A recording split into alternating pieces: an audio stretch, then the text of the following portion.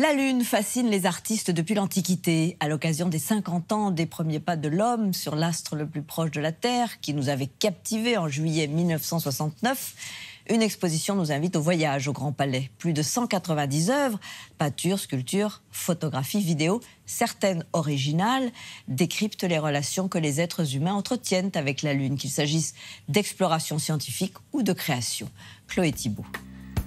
One small step for man, one giant leap for mankind. C'était il y a 50 ans. Dans la nuit du 20 au 21 juillet 1969, les Américains Neil Armstrong et Buzz Aldrin étaient les premiers à poser le pied sur la Lune. Petit pas pour l'homme, grand pas pour la création artistique ? En fait, celle-ci n'avait pas tellement attendu qu'on lui rende visite pour s'intéresser à notre cher satellite. Les artistes ont de tout temps regardé la Lune. L'homme est un animal symbolique. Et même la science est habitée par l'imagination. L'exposition La Lune, du voyage réel aux voyages imaginaires, actuellement au Grand Palais à Paris, raconte comment l'homme a toujours tenté de percer les mystères de l'astre lunaire.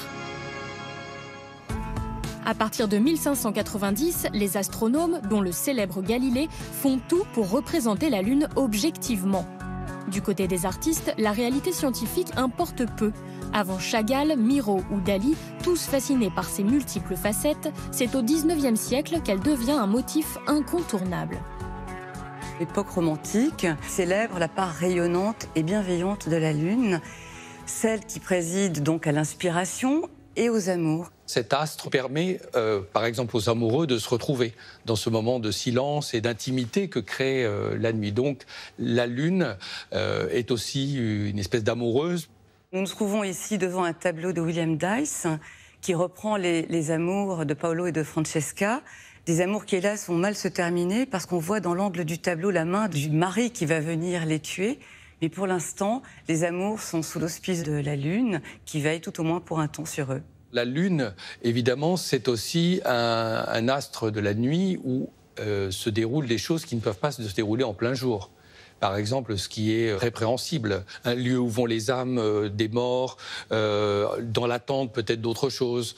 Donc évidemment, la Lune est comme un seuil, un endroit chargé d'une puissance qui peut être aussi de mort et maléfique.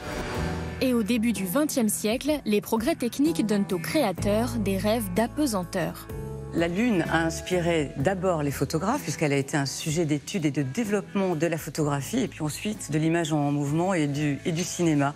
Le premier film vraiment notable, c'est Le Voyage dans la Lune de Georges Méliès, en 1902, qui a inspiré de très très nombreux artistes ensuite. On pense bien entendu à Hergé avec Objectif Lune et On a marché sur la Lune, qui figurait d'une certaine façon ce qui allait se dérouler. Tintin, évidemment, c'était très important parce qu'il y a un moment où, même 15 ans avant, on avait déjà décidé qu'on irait dans la Lune. C'était l'avenir proche de l'humanité. Mais en fait, le livre n'est pas tellement basé sur Jules Verne, mais sur le film de Fritz Lang, La femme dans la Lune, donc un film des années 20, qui est la première fois où on a essayé d'anticiper la réalité du voyage.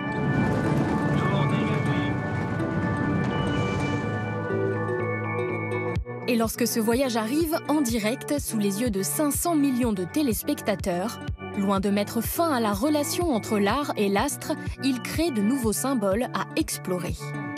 Ce sont des images qui sont rentrées dans notre imaginaire à tous. Et je pense particulièrement à l'image du premier pas. Dans son œuvre, Second Step, Mircea Cantor montre l'empreinte de ce pas qui, en fait, n'était pas le pas de Neil Armstrong, mais le pas de Buzz Aldrin. Il dénonce le pouvoir symbolique, le pouvoir de propagande que ces images comportent. Et on le sait bien, puisque tous, nous avons en tête cette image du premier pas à laquelle nous faisons une confiance absolue. C'est un petit pas pour l'homme, un grand bond pour un petit homme. Un truc du genre. Aujourd'hui, plusieurs artistes s'attaquent au fait que le voyage sur la Lune reste une affaire d'hommes blancs. L'homme africain a été complètement interdit de ses conquêtes, les femmes aussi. On le sait depuis les origines, seulement 10% des femmes font partie des contingents de cosmonautes qui partent dans l'espace. Et pour autant, les femmes ne veulent pas se contenter de la Terre, pas plus que les hommes. Donc je pense principalement à cette œuvre, à cette fusée rose et pailletée que Sylvie Fleury érige comme une sorte de totem du désir des femmes à aller aussi ailleurs. Depuis 1972, personne n'y a reposé le pied. Alors mesdames, c'est le moment d'y aller.